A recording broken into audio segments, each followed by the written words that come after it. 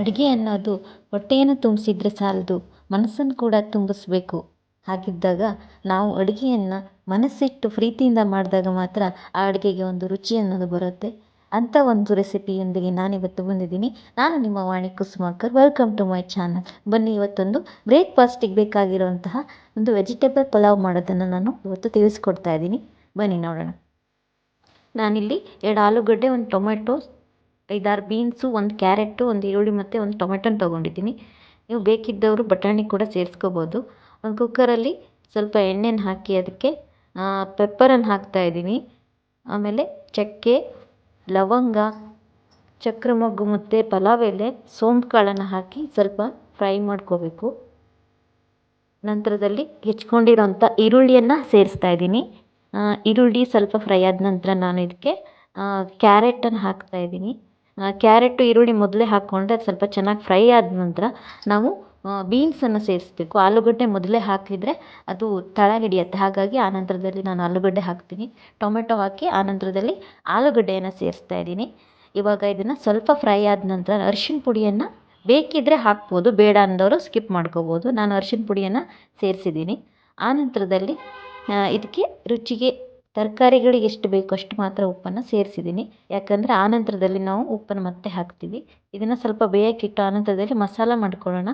ಮಸಾಲೆಗೆ ಇಲ್ಲಿ ನಾನು ಸ್ವಲ್ಪ ಕೊತ್ತಂಬರಿ ಸೊಪ್ಪು, ಪುದೀನ, ಬೆಳ್ಳುಳ್ಳಿ, ಶುಂಠಿ ಮತ್ತು ಹಸಿಮೆಣ್ಸಿನ್ಕಾಯಿನ ಹಾಕಿ ಸ್ವಲ್ಪ ಫ್ರೈ ಮಾಡ್ಕೊತಾ ಇದ್ದೀನಿ. ಜಾಸ್ತಿ ಫ್ರೈ ಮಾಡೋದು ಬೇಡ.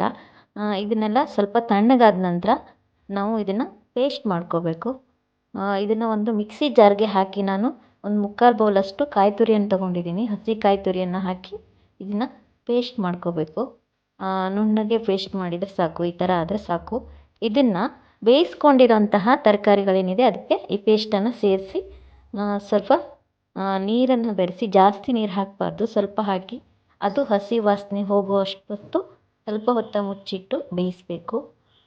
ಇವಾಗ ಇದು ಸುಮಾರು ಬೆಂದಿದೆ.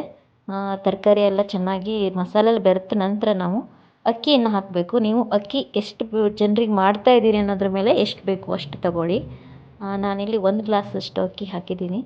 ಆನಂತರ ನೀರು ಸೇರಿಸಿದ್ದೀನಿ. ನೀರು ಬೇಡ ಅಂದರೆ ನೀವು ಕಾಯಿ ಹಾಲು ಕೂಡ ಇದಕ್ಕೆ ಸೇರಿಸ್ಕೋಬೋದು. ಕಾಯಿ ಹಾಲು ಹಾಕಿದರೆ ಇನ್ನೂ ಟೇಸ್ಟ್ ಬರುತ್ತೆ.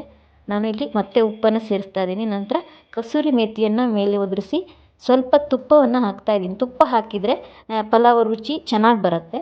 ನೀವು ತುಪ್ಪ ಇಲ್ಲ ಅಂದರೆ ಬೆಣ್ಣೆ ಕೂಡ ಸೇರಿಸ್ಕೋಬೋದು. ಕುಕ್ಕರನ್ನು ಮುಚ್ಚಳ ಮುಚ್ಚಿ 1 ವಿಷಲ್ ಕೂಗಿಸ್ಕೊಂಡ್ರೆ ಸಾಕು. ಮೊಸರು ಬಜ್ಜಿಗೆ ನಾನಿಲ್ಲಿ 1 ಸೌತೆಕಾಯಿ, 1 ಈರುಳ್ಳಿ, 4 ಹಸಿಮೆಣಸು, ಕೊತ್ತಂಬರಿ ಸೊಪ್ಪನ್ನು ಹೆಚ್ಚಿ ಒಂದು ಪಾತ್ರೆಗೆ ಹಾಕ್ಕೊಳ್ತಾ ಇದ್ದೀನಿ. ಇದಕ್ಕೆ ಮೊಸರನ್ನು ಸೇರಿಸಿ ಸ್ವಲ್ಪ ಗಟ್ಟಿ ಅನಿಸುತ್ತೆ. ಹಾಗಾಗಿ ಇದಕ್ಕೆ ಬೇಕಷ್ಟು ನೀರನ್ನು ಸೇರಿಸ್ಕೊತಾ ಇದ್ದೀನಿ ನಾನು. ನೀವು ಕಡಿಮೆ ನೀರು ಬೇಕಾದರೆ ಹಾಕ್ಕೋಬೋದು. ನಿಮಗೆ ಗಟ್ಟಿ ಎಷ್ಟು ಬೇಕು ಅನ್ನೋದನ್ನು ನೋಡಿ ನೀರು ಬೆರೆಸ್ಕೊಳ್ಳಿ. ಆನಂತರ ಉಪ್ಪನ್ನು ಸೇರಿಸ್ತಾ ಇದ್ದೀನಿ. ಉಪ್ಪನ್ನು ತಿನ್ನೋ ಟೈಮಿಗೆ ಹಾಕಿದರೆ ಸಾಕು, ಇಲ್ಲಾಂದರೆ ಮೊಸರು ಹುಳಿಯಾಗಿಬಿಡುತ್ತೆ. ಇವಾಗ ಕುಕ್ಕರ್ ವಿಷಲ್ ಹಾಕಿದೆ. ಇದು ಪಲಾವ್ ರೆಡಿಯಾಗಿದೆ. ನಾವೀಗ ಸ್ವಲ್ಪ ತಣ್ಣಗಾದ ನಂತರ ಸ್ವಲ್ಪ ಮಿಕ್ಸ್ ಮಾಡ್ಕೋಬೇಕು. ಮಿಕ್ಸ್ ಮಾಡಿ ಸ್ವಲ್ಪ ಹೊತ್ತು ಇದನ್ನು ಮುಚ್ಚಳ ಮುಚ್ಚಿ ಹಾಗೆ ಇಡಬೇಕು. ಯಾಕಂದರೆ ತುಂಬ ಮೆತ್ತಗೆ ಅನಿಸಿದರೆ ಸ್ವಲ್ಪ ಹೊತ್ತು ಹಾಗೆ ಇಟ್ಟು ಆನಂತರ ಮಿಕ್ಸ್ ಮಾಡಿ. ಇವಾಗ ಇದು ರೆಡಿ ಇದೆ. ಸರ್ವ್ ಮಾಡಿದರೆ ಪಲಾವು ರೆಡಿ ಆಗುತ್ತೆ. ನಿಮಗೆ ಈ ವಿಡಿಯೋ ಇಷ್ಟ ಆಗಿದ್ದರೆ ದಯವಿಟ್ಟು ಲೈಕ್ ಮಾಡಿ, ಹಾಗೆ ಶೇರ್ ಮಾಡಿ, ಮತ್ತು ಸಬ್ಸ್ಕ್ರೈಬ್ ಆಗಿಲ್ಲ ಅಂದರೆ ನನ್ನ ಚಾನಲ್ಗೆ ಇವಾಗಲೇ ನೀವು ಸಬ್ಸ್ಕ್ರೈಬ್ ಆಗಿ.